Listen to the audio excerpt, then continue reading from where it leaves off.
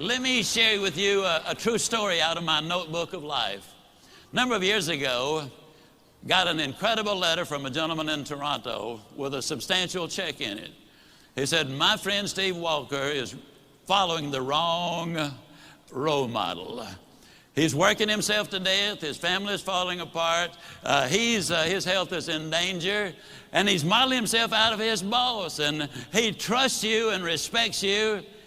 If you will give us 1 hour, I will fly him to Dallas and give you this check.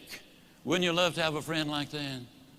I sent the check back and I said, come on down. Steve and I had quite a little talk. And in our talk, I asked him why he had such a role model. What about this man that made him so completely important in his life? And he said, well, he's the most successful man I have ever known. And I said, well, Steve, what do you call success? Now, it took several minutes for him to go down the list. But the interesting thing is, though they're not in the same order that I have put them, or we list them now, these are the 8 things that he said he really considered to be successful. If a man was happy and healthy and at least reasonably prosperous and secure, if he had friends and peace of mind and good family relationship and the hope that the future is going to be better, he said, I'd consider that man as successful.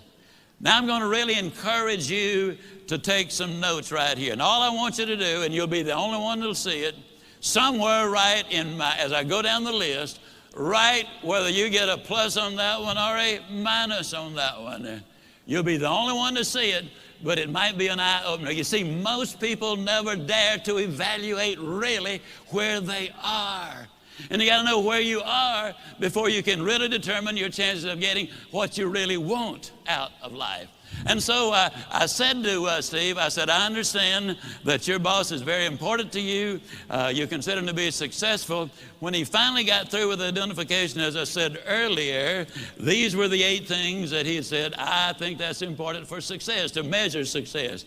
I said, well, Steve, let me ask you now, as far as happy is concerned, tell me, how happy is your boss? He said, oh, I don't think he's happy at all.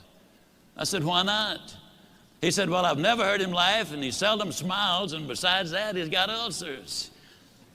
I said, well, do I give him a plus or a minus? He said, oh, you give him a minus. Please grade yourself as we go. This is so important for you. Then I said, that also tells me something about his health if he's got those ulcers. Do I give him a plus or a minus? He said, you give him a minus. I said, that also says something, Steve, about his peace of mind, because you don't get ulcers because of what you eat, but what's eating you. I said, do we give him a plus or a minus? He said, we give him a minus. I said, Steve, I've asked you one question about what success is, what balance is, what's important to you. One question, and your boss comes up with 3 minuses. I said, tell me how prosperous he is. He said, man, he's got money running out of his ears, and he's getting more every day. I said, we give him a plus on that one, don't we? He said, we sure do. I said, how secure is your boss? He said, well, he's as secure as money can make you. And I said, well, Steve, let me ask you, did you read where 2 billionaire brothers here in Dallas went bankrupt? I said, how does your boss compare? Oh, man, he doesn't have that kind of money. Did you read where our ex-governor was worth $100 million at one point? He's now bankrupt. How does your boss compare? Oh, he doesn't have that kind of money. Now, understand, Steve equated security with corporate position and bucks in the bank. So I said, well, Steve, let me ask you, would we give your boss a plus or a minus or just a question mark on that? He said, let's be generous and give him a question mark. I said, how many friends does your boss have? I hope you're marking these for you. How many friends, real friends, does your boss have? He said, I don't think he's got any. I'm not his friend. I just happen to admire the guy. To tell you the truth, he's somewhat of a jerk. And I said, okay, we give him a minus on that one. I said, tell me about his family. And he said, well, his wife's divorcing him. Well, that one's easy to answer. I said, how much hope does he have for the future? He said, well, before I started talking to you, I thought he had a lot. But right now, I don't think he's got any. Why did that statement come forth? Because for the first time, he had evaluated it.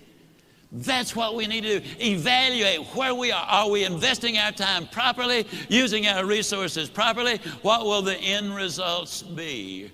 Well, then I said to Steve, when that was over, we give him the minus there. I said, Steve, of the 8 things that you consider marks of success, he gets 1, 2, 3, 4, 5, 6 minuses. He gets 1 plus and 1 question mark. I asked Steve a question. I'm going to ask you the same question. Steve, would you swap places with your boss right now, knowing what you know? He looked at me kind of stunned. He slowly rose to his feet and said, no, I wouldn't. Would you?